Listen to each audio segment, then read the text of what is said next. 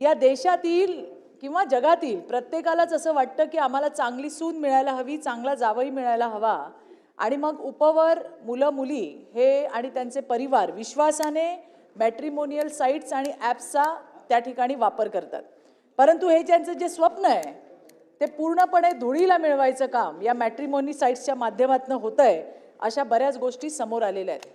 आपल्याकडे Bharat matrimony, Jeevansathi, elite, शादी.com, विवाह.com, लाईफ पार्टनर, मराठी, गुजराती, केरळा, वेगळ्या कम्युनिटीजच्या matrimony sites, Nikah forever, Wedgate matrimony, imperial matrimony, अशा अनेक मॅट्रिमोनी साइट्स आहेत. वेगळे ॲप्स त्या ठिकाणी आहेत.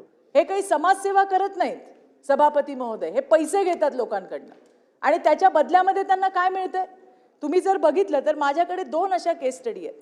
एक पुण्यातली IT सेक्टरमध्ये काम करणारी उच्च विद्याविभूषित अशी मुलगी मॅट्रिमोनीवरती तिने आपलं नाव त्या ठिकाणी दाखल केलं आणि एक समोरून असा मुलगा की जसं आपण म्हणू त्याला स्वप्नातले राजकुमारच हे जणू आहेत.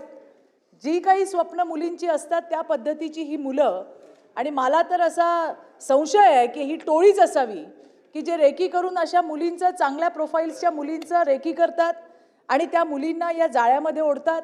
आता तर या मॅट्रिमोनी साइट्सने व्हिडिओ चॅट्स, व्हिडिओ कॉल आणि चॅटिंगसुद्धा चालू केली आहे आणि त्यामुळे हा प्रश्न अधिकचा गंभीर झाला आहे. या मुली भावनिक त्यांची जवळीक त्या ठिकाणी होते आणि आता आपण लग्नच करणार आहोत म्हणत पुन्हा 7-8 महिन्यांनी याच मुलींकडनं मला माझ्या धंद्यासाठी पैसे हवेत, मला आणखीन कशासाठी पैसे हवेत, स्वतःचं पुढचं भावी आयुष्याचं चांगलं स्वप्न दाखवत या मुलींना शारीरिक आणि आर्थिक शोषण होतंय. हे फक्त या मुलींचंच नाही तर घटस्फोटित महिला, ज्या विधवा महिला आहेत त्यांच्यासोबत सुद्धा हे प्रकार मोठ्या प्रमाणे त्या ठिकाणी घडत आहेत.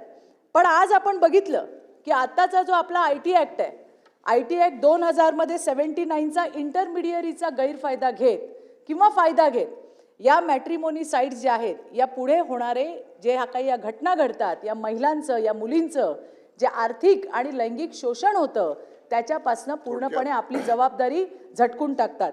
जसं फेसबुकवर कोणी आक्षेपार्ह टाकले सभापती महोदय तर ती फेसबुकची जबाबदारी नाही, त्या पद्धतीने या मॅट्रिमोनी साइट सुद्धा त्या ठिकाणी आपली जबाबदारी झटकतात. अल्पकालीन चर्चा आहे, आपण थोडक्यात डेव्हलप करा आणि महत्त्वाचं सांगते सर, माझे महत्त्वाचे प्रश्न आहेत. त्या मॅट्रिमोनी साइट्सकडे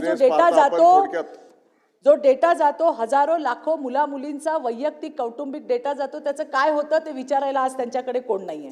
हा अत्यंत गंभीर प्रकार चालू आहे. आज बंदूक पाहिजे तर तुम्हाला आर्म लायसन्स लागतं, तुम्हाला दुकान टाकायचं तर त्याचं लायसन्स लागतं, पण मॅट्रिमोनीला कुठलंही लायसन्स लागत नाही आणि त्या कुठल्याही कायद्याच्या कार्यकक्षेत येत नाही. आपल्याकडचे IT ॲक्ट सभापती महोदय शेवटची 2च मिनिटं मी घेईन. IT ॲक्ट 2000 सालीचे आहेत, आता 2025 चालू आहे. 2000 मध्ये माहिती तंत्रज्ञान IT कायदा लागू झाल्यानंतर देशातील सायबर गुन्ह्यामध्ये त्याचं स्वरूप बदललंय.